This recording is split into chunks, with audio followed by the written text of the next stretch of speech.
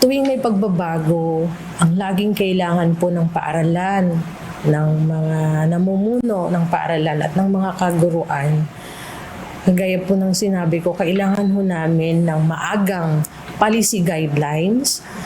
Kailangan malinaw po ito para sa on our end, makapag-adjust din po kami, makapagplano kami, makapag-realign kami sa aming mga plano, ng aming mga school activities, lalo-lalo na sa financial namin. Maaga at malinaw na policy guidelines at sapat na orientation. Ito ang panawagan ng ilang pampublikong paaralan kaugnay ng nalalapit na pagpapatupad ng 3-term school calendar ng Department of Education. Ayon sa punong guro ng Buting Elementary School na si Ma'am Ana Lumadregal, positibo naman ang layunin ng bagong sistema. Nakikita nila na sa pamamagitan nito, magkakaroon ng mas maayos na hatian sa oras ng klase, non-academic activities at pati na rin sa wellness ng mga guro. Subalit isa sa pinakamalaking pagbabago sa 3-term school system ay ang pag-aayos ng school calendar kung saan mangangailangan aniyan ng realignment sa mga plano ng paaralan upang hindi maging siksikan ang mga aktibidad at mapaghandaan rin maging ang financial plan para sa susunod na school year.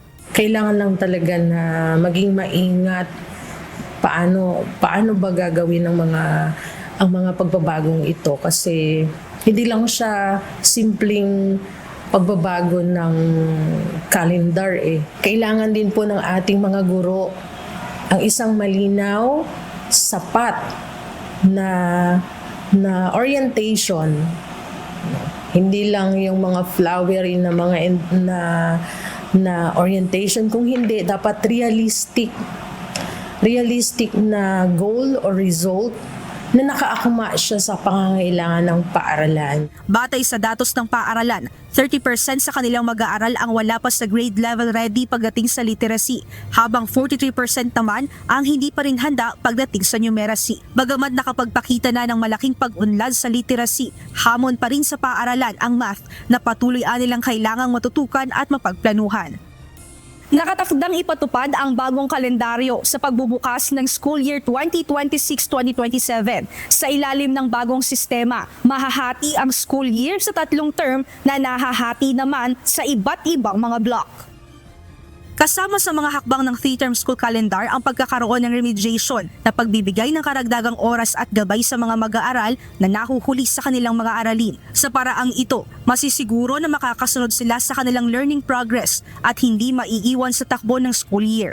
Yung mga classmate ko po, based from my observation, nahihirapan po sila sa bilis ng pacing. Hindi po sila nahihirapan sa mga tinuturo ng teacher.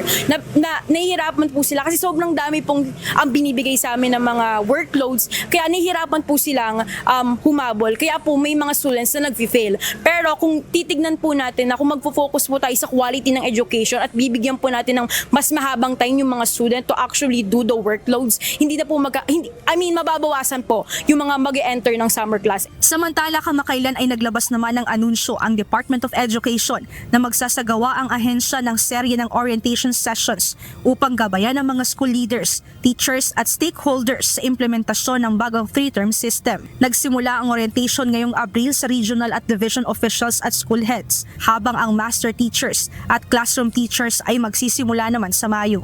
Kapapalooban ng mga orientation ng policies at operational adjustment kasama ang assessment at grading, lesson planning, education in emergencies, flexible learning programs, strengthen senior high school work immersion. Gayunman, aminado ang ilang paaralan na posibleng maranasan ng adjustment period sa unang taon ng implementasyon. Kaya giit ng mga ito ang agarang pagbababa ng konkretong polisiya sa serye ng mga orientation upang maiwasan ang pangangapa ng mga guro at matiyak ang tagumpay ng 3-term school calendar, lalo na at nalalapit na ang June 8 na pasukan. Mia Alonso, UNTV News and Rescue. Diyos ang aming sandigan, serbisyo publiko ang aming pinahahalagahan.